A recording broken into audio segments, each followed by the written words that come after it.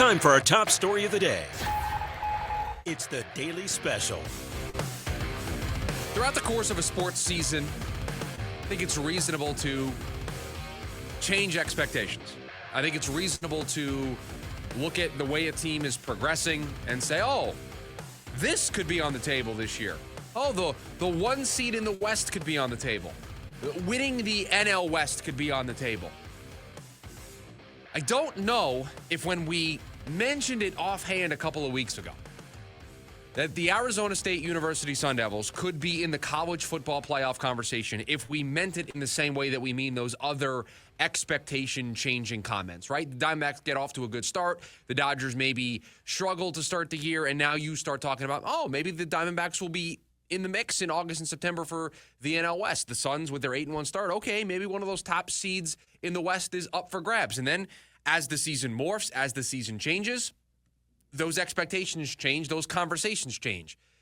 Well, a couple of weeks ago, we said on this show that the schedule in front of ASU could allow them to get to double-digit wins. It could see them make a run, that they could be in the mix when the first college football playoff ranking was released just a few short weeks ago. And I said it. I believed it was a possibility, but I wasn't sure if the team was going to continue to go on a run to put themselves in that position. Well, we crossed that line last night because after defeating Kansas State last week, being 21st in the AP poll, the Arizona State Sun Devils under Kenny Dillingham are ranked in the 21st spot in the college football playoff. Now, normally, in any given year that isn't 2024, when we came in here, I don't know if this would be the top story because a 21st ranked Arizona State Sun Devil team that is a 2-loss Big 12 championship contender, they wouldn't be getting any love in a 14 playoff. There would not be a path, not to get all political, but on election night, they talk about paths to victory, the way that certain states can fall in order for somebody to win or lose an election. When it comes to the college football playoff, there needs to be a viable path for you to be able to get in there. And if this was a 14 playoff, ASU making their debut this late in the process at number 21, being a 2-loss team, that if they run the table and win the Big 12 championship, I don't know if there would be enough to happen in front of them to go from 21 all the way up to one of those 4 spots. But we don't live in that era anymore. We live in a different time. We live in the era of a 12-team playoff. We live in an era where just winning the Big 12 is enough to get you that lottery ticket into the 12-team playoff. And so it doesn't matter how far away ASU is from the top, that there are 20 teams ranked between them and the top team. It doesn't matter what conferences are represented in front of them. If ASU runs the table, they really don't have to leapfrog anybody. The committee could continue. Not that they would do this, but the committee could continue to rank ASU 21st every single week the rest of the way. If ASU wins out, it's not going to matter. It's not going to matter if they don't rank them at all. Because ASU will have won the Big 12, if they run the table, they will be in. The number next to their name isn't going to matter unless it matters with the seeding, but they will be in. So that is the new era that we find ourselves in with this automatic bid for ASU. And so a season that has already been filled with memorable moments, that is already going to be a long-time memory for a lot of people because nobody anticipated this. So this season that has already become very special has a chance to be something extraordinary because it's all right there in front of him. I mean, let's just look at this objectively. ASU last week beat a team that was on the road that was 19th in the college football playoff. This week, they will play a team that is ranked 14th in the college football playoff. Their foe, their potential date with destiny in the Big 12 championship game would be Colorado. Colorado in the latest college football playoff ranked 16th. We're not talking about ASU needing to go into the Big 12 title game and take down a team that is ranked 2nd or 3rd in the country, that's undefeated, that's rolling over everybody that they're playing, and is a juggernaut. The team that they would be facing in the Big 12 title game right now is 5 spots in front of them. And I'm here to tell you, if ASU beats BYU, and we will preview this matchup in hour number 2 of the program, if they beat BYU this weekend and they beat the 14th ranked team, there's an argument to be made that they would hop Colorado in the college football playoff rankings. And there would be a chance that ASU, if they run the table, could be favored in that football game, in the Big 12 title game when they take on Colorado. So don't act like we have gotten to this place and it is still a extraordinary task for this team to overcome. It's not.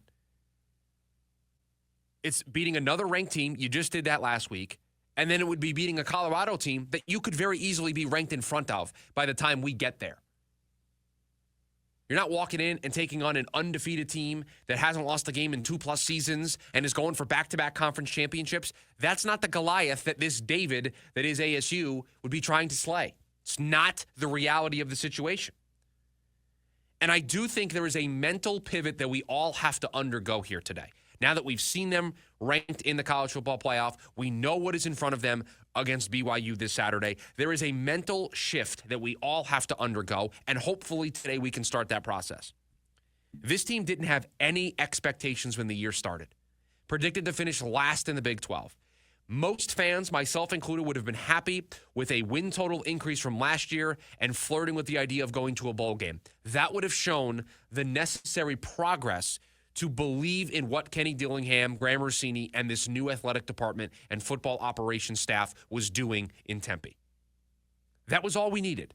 At least that was all that I needed to see that this arrow was trending upward for this program. They had a lot to dig themselves out of. They were changing conferences. I was not somebody who expected them to win 8 games, go to a bowl game, win a bowl game.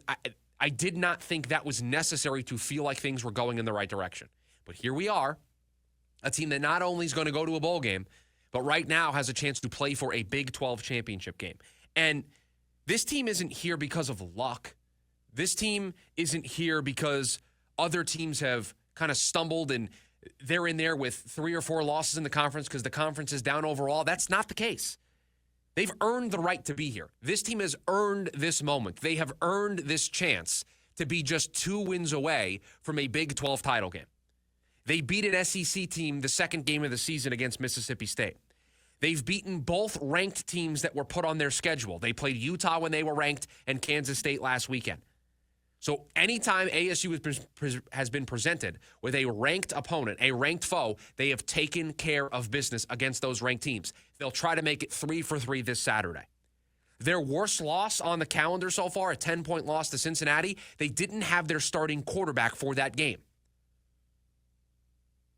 Are they wowing you with the way they're playing football? I wouldn't classify it as wowing me. They don't have an explosive offense like you see Ole Miss have or some of these other top programs. They don't have a suffocating defense that's, top 5 elite across the board in all the metrics. They are a good football team that plays good team football. They are well coached. Their coaching is what has gotten them to this moment and what, in my opinion, is going to have them thrive in this moment this weekend. Now, who knows how this ride is going to end? But I think the mental shift that we have to undergo here right now is enjoy this for what it is. Enjoy this moment.